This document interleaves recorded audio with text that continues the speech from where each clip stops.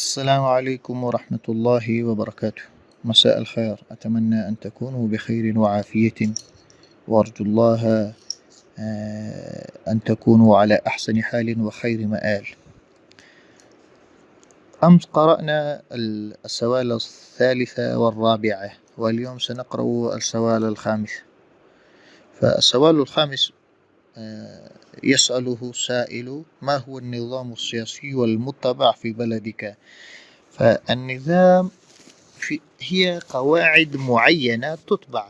فالنظام المدرسي معناه القواعد المعينة المتفقة في المدرسة إتباعها لازم على الطالب. فمثلا يقال فصل أو فلان من المدرسة، أي أخرج الفلان من المدرسة لأنه خالف نظام المدرسة، أي خالف القواعد المعينة المطبوعة في المدرسة.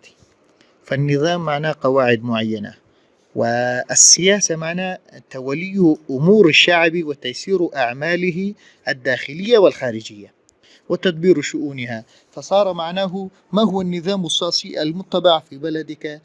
ما هي القواعد المعينة ينتخب بها ملك الدولة أو ولي أمور الشعب، أي كيف يصير الملك أو ولي أمور الشعب في بلدكم؟ فالآخر يجيبه ويقول له: النظام السياسي القائم في بلدنا هو النظام الجمهوري، أي القاعدة التي ينتخب بها رئيس الدولة هي القاعدة الجمهورية. معنى قاعدة جمهورية عندما يصوت الشعب أو كثير من الشعب لشخص واحد، هو يصير ملك الدولة وولي أمر الشعب.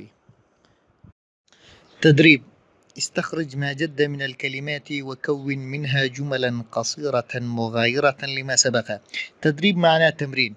استخرج ما جد من الكلمات، أي استنبط كلمات الجديدة التي جاءت في الدرس السابق وكون منها جملا صغيرة مغايرة لما سبق في الدرس السابق.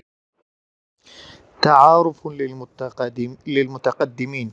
التعارف أي جعل النفس معروفا لدى الآخر. التعارف يكون من جانبين: أفضل أهلا وسهلا ومرحبا بالأخ الكريم. أفضل يقول لشعيب: أي جئت إلى أهلك وإلى موضع سهل وواسع. فشعيب يقول له: حييت بإكرام وحييت بين كرام يا أيها الأخ الفاضل.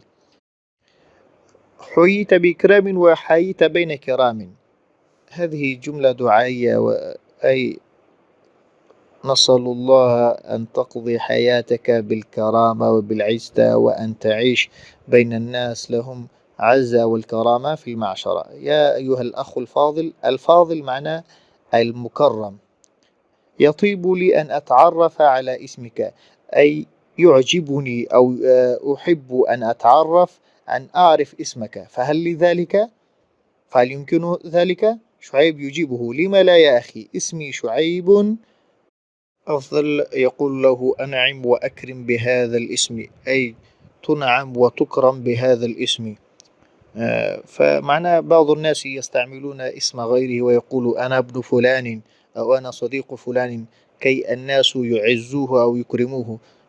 فأفضل يقول لشعيب: يعني جعل لك الله عزة وكرامة في المعشرة، وكي الناس يعزوك ويكرموك باسمك الخاص. وهذا كان الدرس اليومي. لو كان عندكم سؤال فبإمكانكم أن تسألوه. والسلام.